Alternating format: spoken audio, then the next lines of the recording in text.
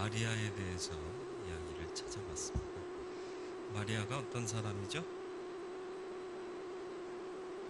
네, 예수의 모친 마리아. 여기 오늘 본문은 그 예수의 모친 마리아의 이야기입니다. 마리아가 은혜를 입은 자였죠. 어떻게 은혜를 입었죠? 은혜를 어떻게 입었어요?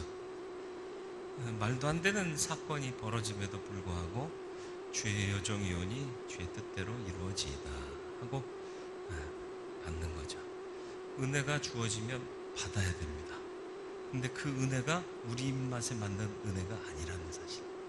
하나님이 원하시는 일들이 이루어지는 게 은혜다. 그걸 인정할 수 있는 저와 여러분들 되길 바라고요. 그래서 그 수태고지를 받았을 때 마리아의 반응이 1장 38절에 나와요. 1장 38절에 있는 말씀 다 아는 말씀이지만 그대로 한번 같이 읽습니다. 마리아가 이르되 주의 여종이 오니 말씀대로 내게 이루어지다 하매 천사가 떠나가니라. 아멘. 천사가 뭐하러 왔다고요? 하나님께서 하실 일을 고지해 주러, 알려주러 왔어요. 다시 말하면 하나님이 하실 일을 말해주러 왔다. 그런데 마리아가 그 말씀을 받아요. 그러니까 사명 다한 천사가 떠나간 겁니다.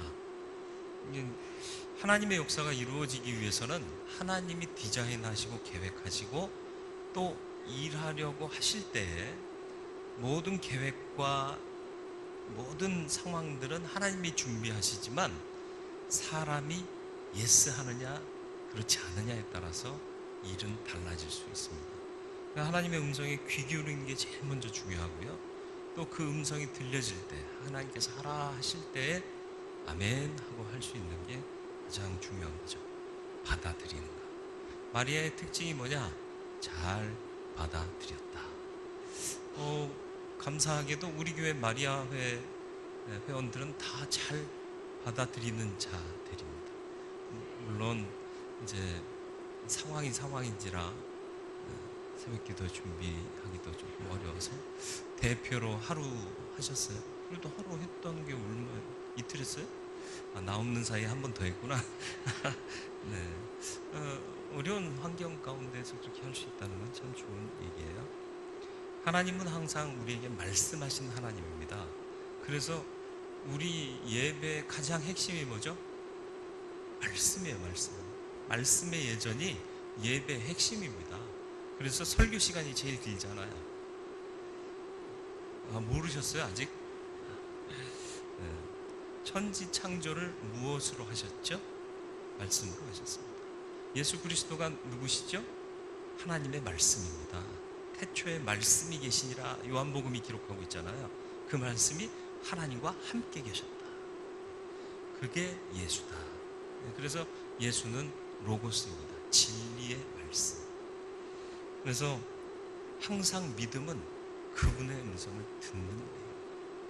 그러니까 종들을 통하여서 주시는 말씀도 들어야 하고 우리가 묵상하다 읽는 말씀도 들어야 하고 삶에서 감동하셔서 성령으로 지시하시고 말씀하시는 것도 들어야 되는 거예요.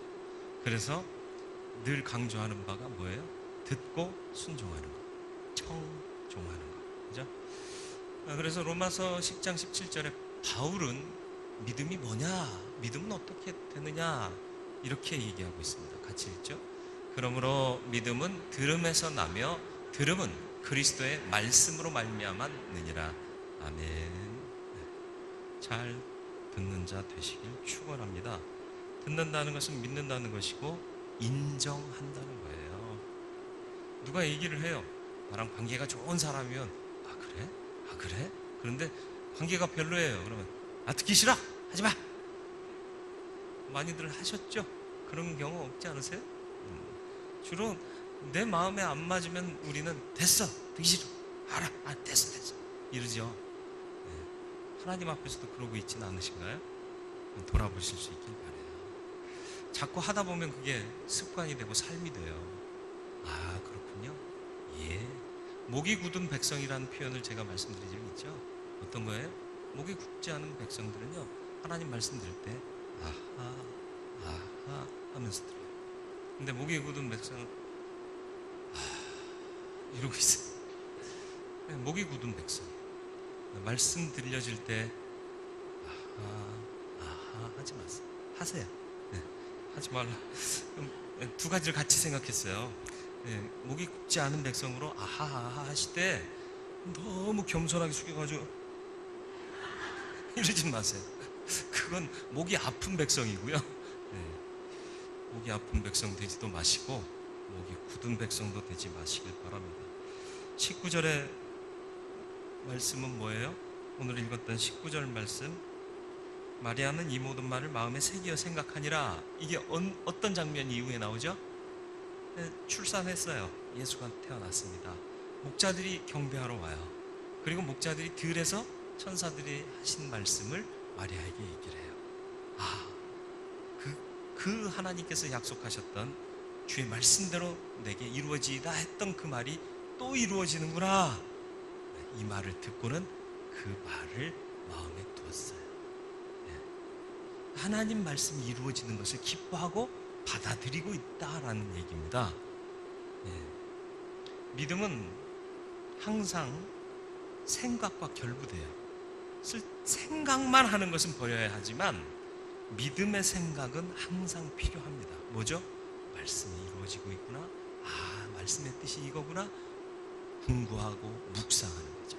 그래서 말씀에 근거한 생각을 묵상이라는 표현을 많이 쓰죠. 궁리가 아닌, 우리가 흔히 하는 생각은 궁리고요. 하나님의 뜻에 대한 묵상과 반응을 여기서는 생각이라 표현하는 거죠. 51절의 말씀은 뭐죠? 51절, 아이가 좀 자랐어요. 아이 예수가, 어린 예수가 예루살렘에 제의를 위해서, 제사를 위해서, 예배하기 위해서 올라갔는데 무리 중에 있겠거니 하고 왔는데 없어요. 우리 교인들도 보면 아기들 데리고 오면 엄마 아빠가 자유롭게 활보하고 다녀요. 그 아기를 누가 보고 있죠? 다른 교인들이 안고 봐주고 있어요. 좋은 일이에요. 그러니까는 예수도 그렇게 남이 봐주는 줄 알고 한참을 왔는데 찾아보니까 애가 없어요. 그래서 애 찾으러 다시 예루살렘으로 왔죠. 근데 성전 안에서 제사장들과 율법학자들과 변론을 하고 계시는 거예요. 너 찾느라고 우리가 얼마나 고생했는 줄 아니? 그랬더니 예수님이 당돌하게 말씀하세요. 뭐라고요? 내가 내 아버지의 집에 있어야 할 줄 모르셨습니까? 그렇구나. 이때에도 마리아가 그걸 이런 엄마한테 그게 무슨 말벌이죠? 이렇게 생각하지 않고 내 아이가 아니라 하나님께서 하나님의 뜻을 이루시고자 내게 주신 그 약속의 인물, 다시 말하면 하나님의 아들, 그분이 하나님 아버지의 집에 있는 것이 마땅한 거구나. 그 약속이 이루어져 가는구나. 이걸 보았다라는 것입니다.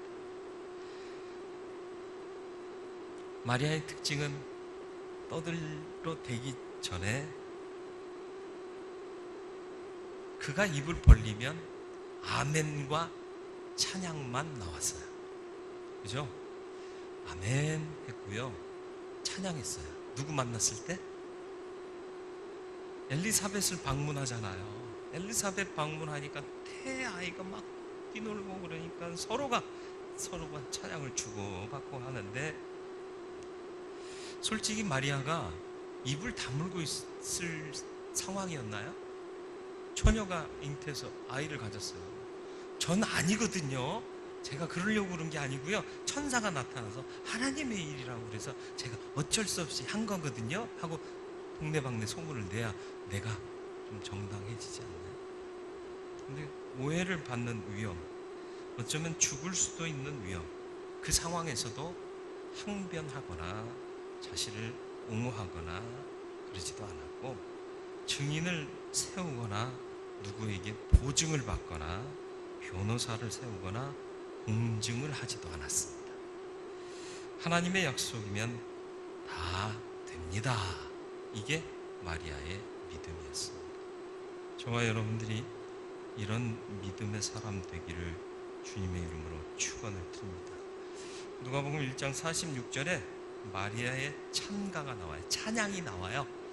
이후에 꼭 묵상해 보시기 바랍니다. 하나님의 은혜, 그 역사, 그것을 이루실 하나님의 성품에 대해서 은혜 받은 자가 감격하여 부르는 찬양이 그 안에 있습니다. 녹아봐, 이게 찬양일까요?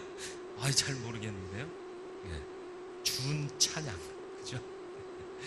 노래 가사를 바꿔서라도 어떻게 하면 하나님의 역사를 위해서는 우리가 노래할 것이냐, 좋은 찬양입니다.